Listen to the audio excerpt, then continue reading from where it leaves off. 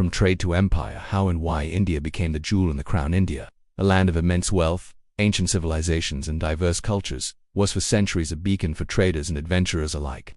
Yet, by the mid-19th century, this vast subcontinent had fallen almost entirely under the control of a small island nation thousands of miles away, Great Britain. How did this incredible transformation occur, and what were the driving forces behind it? It wasn't a sudden invasion, but a gradual, often insidious process that unfolded over more than a century, turning a relationship based on commerce into one of conquest and rule. The how, a gradual instrument. The narrative of India's integration into the British Empire isn't just about military might. It's a complex tapestry woven with threads of political fragmentation, economic ambition, and shrewd manipulation. The fading Mughal glow and European arrival. By the early 18th century, the mighty Mughal Empire, which had long dominated much of India, was in decline.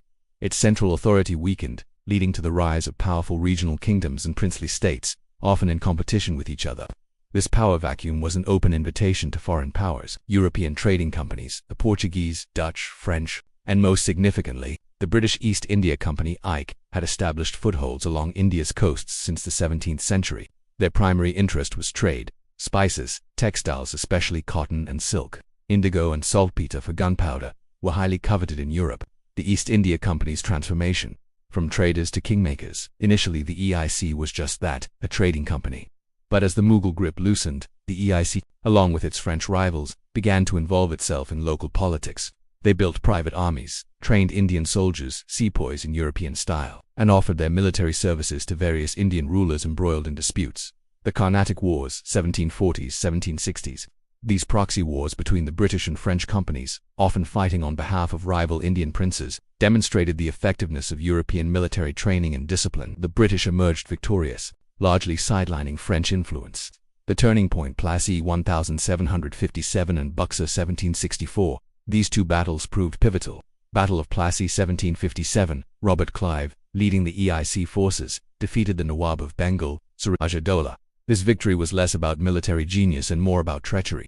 As the Nawab's commander, Mir Jafar, was bribed to betray him, Plassey gave the EIC vast revenue-collecting rights to Wani in Bengal, one of the richest provinces in India. This transformed the EIC from a mere trading entity into a territorial power, collecting taxes and administering justice. Battle of Buxar 1764, a more decisive military victory for the EIC over a combined army of the Nawab of Awadh, the Mughal Emperor, and the Nawab of Bengal.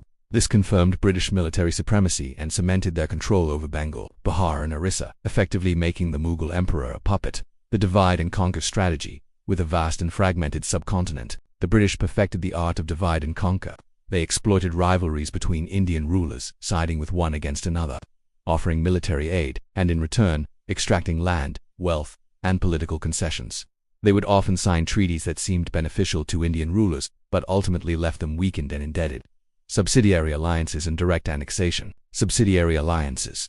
Introduced by Lord Wellesley, this policy offered protection to Indian states, but at a steep price. Rulers had to disband their own armies, allow a British resident at their core to effectively control state policy, and pay for the British contingents stationed within their territory.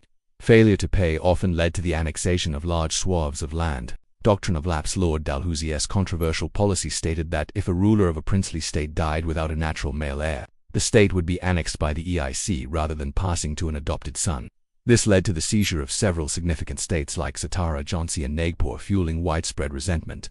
The Sepoy Mutiny of 1857 and the British Raj, growing resentment among Indian soldiers, sepoys in the EIC army, fueled by issues like controversial new rifle cartridges greased with animal fat, offensive to both Hindus and Muslims, led to a massive rebellion in 1857, though brutally suppressed.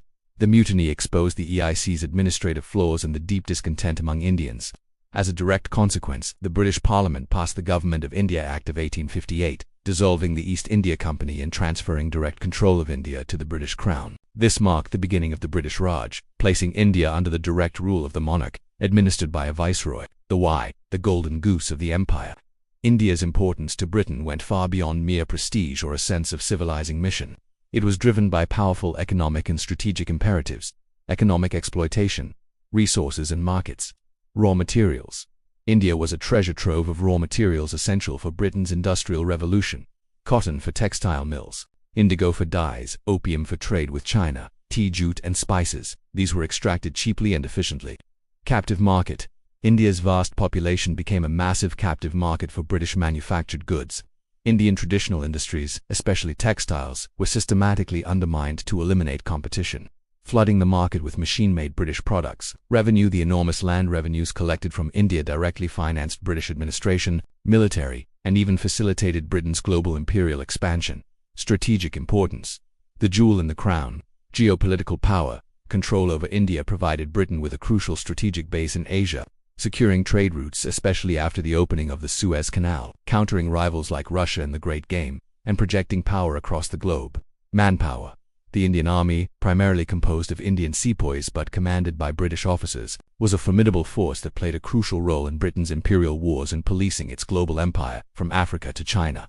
Prestige: India became the ultimate symbol of British imperial power and global dominance, proudly referred to as the jewel in the crown. In essence, India was the engine that powered the British Empire, providing resources, markets, revenue, and military strength that propelled Britain to unparalleled global influence. Conclusion: the story of India becoming part of the British Empire is a complex tale of ambition, opportunity, and exploitation. It wasn't a single act of conquest but a prolonged chess match, where a highly organized and ambitious company, backed by superior military technology and a keen understanding of local politics, systematically chipped away at Indian sovereignty. The how involved a strategy of divide and rule, military victories, and the insidious nature of treaties and annexations. The why was rooted deeply in the economic and strategic needs of an expanding imperial power. The legacy of this period, both positive and negative, continues to shape the relationship between India and Britain, and indeed the modern world, underscoring the profound and lasting impact of imperial history.